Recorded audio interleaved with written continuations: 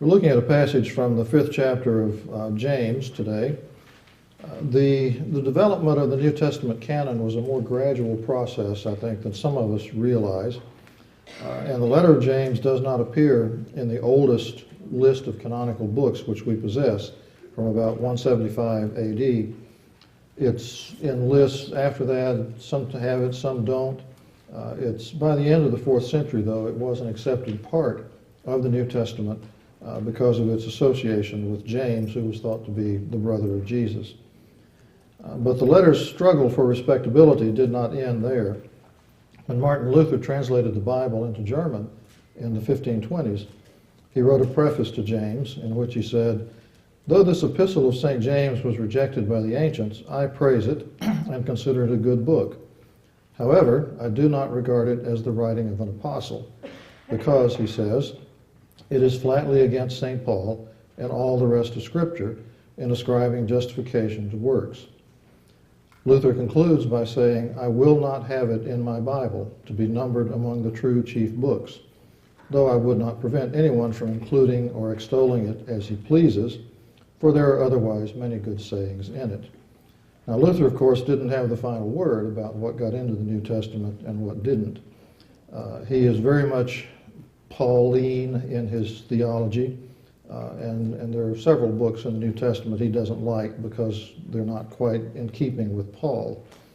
But even as Luther recognized, there are many good sayings in this work. It's almost impossible to outline it, though, because it jumps from topic to topic, and finally it just stops with no formal ending.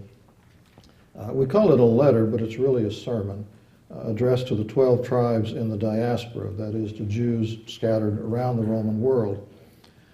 We can see that it's a sermon because it gives advice in an imperative form. An imperative form of a verb is when you say, do this, do this. And in 108 verses in this little book, we find 60 imperative verbs.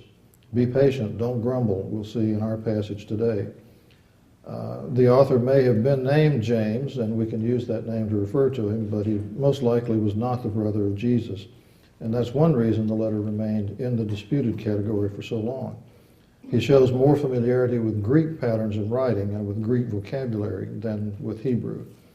What makes the document so attractive and what ultimately won it in a place in the canon is its strong practical stance, what one scholar called a remarkably pure specimen of the ethical teaching found in the Sermon on the Mount. And I have to say personally, it's always been one of my favorite books of the New Testament. Take that, Luther. So let's read the passage as it appears in your bulletin.